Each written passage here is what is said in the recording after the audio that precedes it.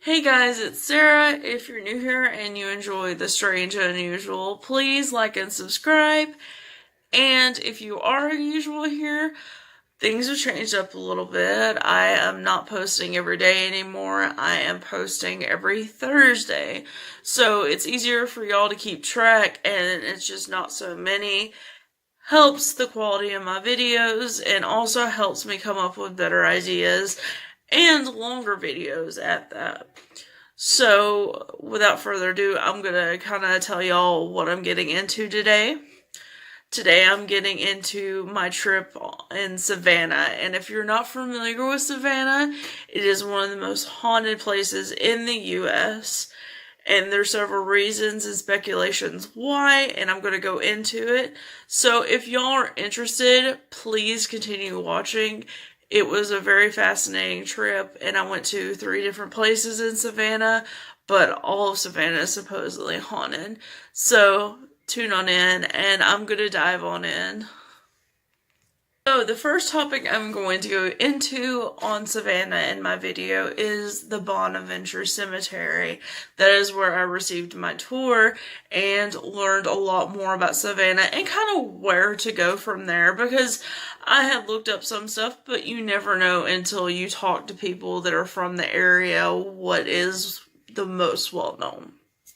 So my tour guide's name was Jackie. She was very nice. She was from I think Gravestones and Skulls or something like that. I can't remember the name of the tour, but it was very nice to go through. If you have any questions about it, just message me or I'll link it in the comments. But yeah, we went through the cemetery, and it was me and my boyfriend and the tour guide, so we pretty much had her to ourselves.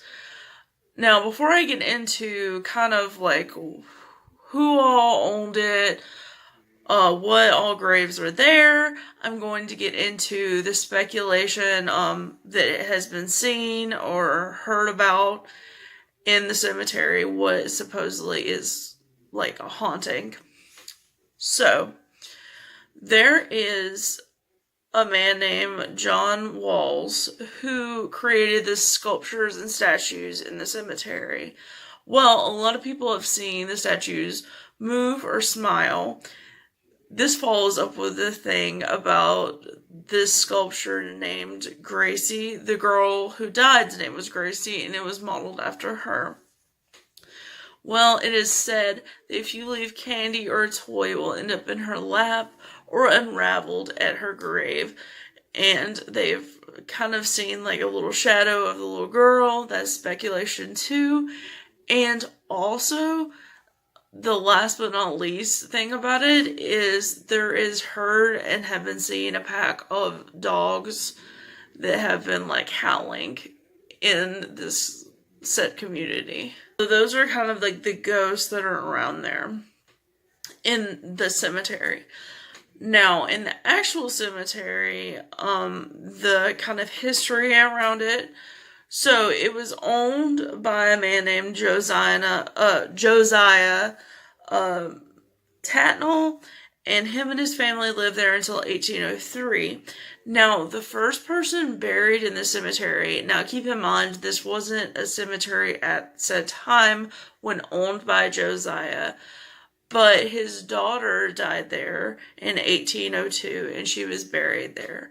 Later on, Josiah had sold the property to a man named Peter I have to kind of look.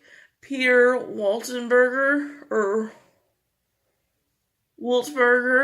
and he was a very eccentric man. Now, the thing about him is he basically, to gain attraction, because a lot of people would bury family members off on their own property, and so whenever they did that, it kind of took away from cemeteries. So he wanted people to come there. He wanted the cemetery to be well known for some odd reason. So he went as far as to have people's bodies dug up from different graves of different areas and brought to his cemetery. These are famous people being brought, or well-known people being brought, which is insane to me. If you wanted to be famous for something, why a cemetery? But that is the history of who owned it. Now, as for who owns it now, I think it is just the city in general of Savannah that owns it. There is money stored to help restore any graves that, of families who have died. And even like some of the houses are kept in restoration, and the whole community is beautiful, and the graves are still very well shaped. Now, to go into some of the graves. Now, I talked about the girl named Gracie with the statue, and I talked about a little bit about her story, but she was kind of a well-known, little girl in the community that was, her parents were basically Yankees. They were from up north, and so when they came down here, they weren't that well known, and so it took a lot of coaxing and we're having this lavish party to get them to come there. Now, eventually Gracie, after she was with her parents and everything, she had died early on, which was very unfortunate, but they had a sculpture built, and the supposed rumors went around, or speculation about her ghost being there with the statue on the grave. Now, one of the saddest stories in the graveyard, or the cemetery of Bonaventure, is a man named Conrad Aiken. Whenever he was a little boy, his dad had a lot of issues, I think, with depression and possibly schizophrenia, but he ended up killing Conrad's mother. And whenever this happened, Conrad ended up living with a family member, I believe, but he ended up going on to write several books, usually darker themed books, but it was about 51, and he became famous off of that. But he ended up moving in the house right next to where the murder of his family had been committed, and he would go to visit his parents' graves with martinis in hand and have conversations almost with the grave, which is insane to me, but that is one of the most saddest stories in Bonaventure. Now, one of the next ones is Henry Roots Jackson.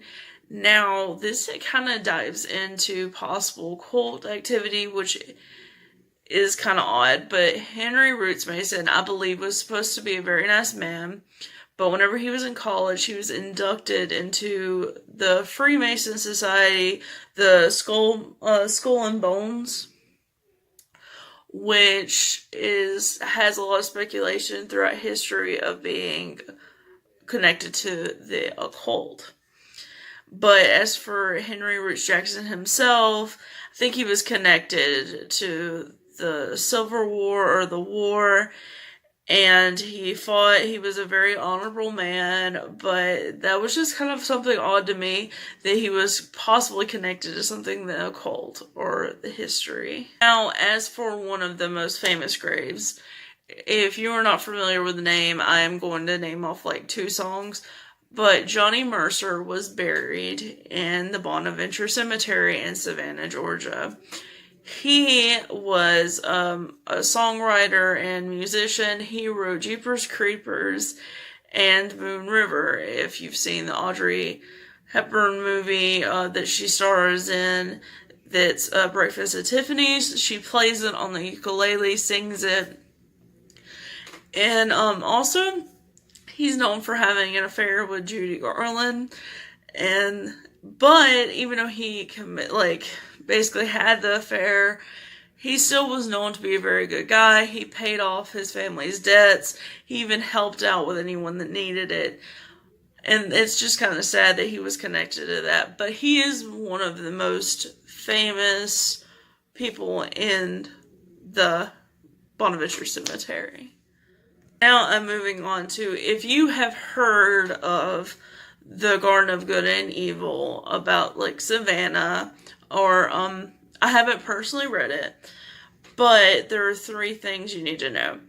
Jim in the story is not buried in Savannah. He is buried in Macon, Georgia.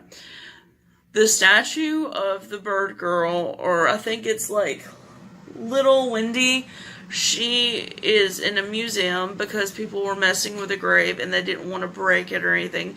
So they ended up moving it to a museum in Savannah, Georgia. And last but not least, Jesus, I'm sorry, is basically the root working doctor. She is in an unmarked grave in South Carolina now. So if you were interested in any of those, I'm just letting y'all know. I know the Garden of Good and Evil gives a lot of people a perspective of whenever they go to Savannah, but I was just gonna let y'all know, if you go to visit there, that those things are not gonna be there, except for the bird statue, but that's in a museum. You might have to look up that for yourself. I'm not sure necessarily which museum. So that was just kind of what I remembered from the cemetery. There was a lot more, but those were things that just stuck out the most to me. There was also the thing about an immense amount of grave robbing in Bonaventure Cemetery, and some of the mausoleums were built underground so people would not steal it. I think it had a lot to do with voodoo connected to it, but a lot of people grave robbed, and they wouldn't steal like jewelry and stuff, they would steal bones and bodies. So I'm going to go into something a place that my tour guide told me about. So, there is a place called Apricorn Street, which is connected to Calhoun Square. Now, this house, I kind of had to look into for myself on information. Some people say it's haunted, some people say it wasn't. We had a lady come up to us and say several times that it wasn't haunted, and I don't know if she said that because it necessarily was dangerous and in fact haunted just to keep us off, or she was interested in the property herself. Who knows? But when I looked behind, there was a lot of rumors on this supposed house, and I'm going to show a picture of that.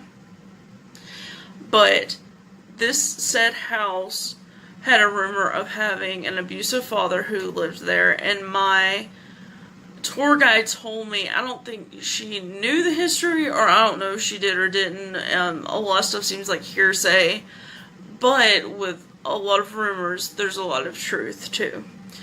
But every time my tour guide would go by this house, it supposedly had strange stuff happen. But when I looked up, there was rumors about the father being abusive and a daughter dying due to him being a little bit intense with his punishments.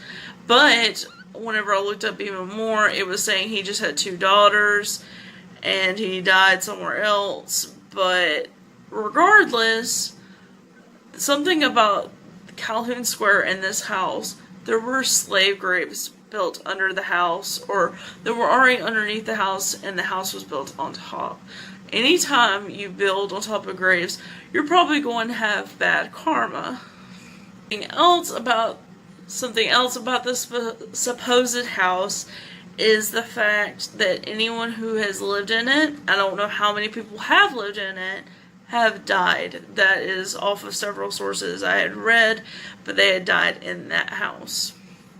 So, the next thing is the Sorrel Weed House. And I'm also going to show a picture of that, and I'll show other pictures at the end of my video as well. But in the Sorrel Weed House, there was a man, and his name was Francis Sorrel, and he was married to his wife, Matilda. Now, originally he was married to Matilda's sister, but unfortunately Matilda's sister had died, and he had kids with her, and eventually, after the wife died, he married Matilda, had kids with Matilda, and I think all of their kids together died. Well, Matilda had a lot of depression, probably due to that, And he ended up having an affair with the maid Molly. This is off of stuff I looked up. I did not go on the tour, so if I'm wrong about something, this might just be pure speculation. But it is said that Matilda killed herself whenever she found out. She jumped off the roof or jumped off some part of the house. And also, Molly is said not too long after to have hung herself. Now, could it be, possibly Matilda's ghost getting back with Molly about, or seeking revenge? Who knows? But when people get in this house and go towards the basement, their phone's batteries die, and also they have a lot of stomach pain or nausea or the feeling of choking. There is a lot of bad energy connected to this house.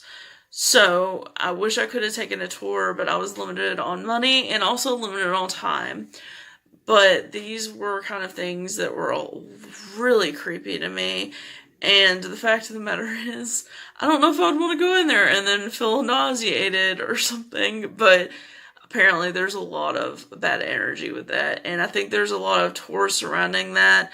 And as I said, I'll link in the comments about tours and different things and stuff people have suggested to me. I want to thank you guys so much for tuning in. That was just a very pleasant trip. I would like to go back to Savannah and possibly have read The Garden of Good and Evil and just walk around randomly the graveyard myself. My tour guide said we could, but as I said, we were limited on time. We kind of wanted to explore everywhere we could, but it is definitely somewhere to see and look into. I gathered several maps and stuff for myself to scrapbook, but because of Savannah being built over so many graves and it being in the South, I think there's just so much bad energy that lingers around there. But apparently in just Calhoun Square of itself, there's just so many things like murder-suicides that have happened and just people disappearing. So if you want to know more, just ask me. Or if you're curious for yourself, as I said, I can supply links. But I just wanted to tell you all about my trip. It was fantastic. And if you have any suggestions on the next place I should go, whether it be in Alabama, Georgia, Mississippi, somewhere around the South, I will attempt to go. I want to continue with these ghost adventures, paranormal adventures. Thank you guys so much for tuning in. What an experience this was, and I want to thank my boyfriend very much for driving us there and back, because it was a very dangerous trip. We drove through a heavy storm near Lee County on the way, which is in Auburn, which is very, a lot of deaths happened, and I feel so bad for those families. So a lot of positive vibes and prayers out to those families. But thank you guys so much for watching. Leave your likes and your stuff in the comments. I would appreciate it so much. And remember to like, subscribe, and share. And remember to always watch on Thursdays. Thank you guys so much. Bye. Oh, I know that you'll go my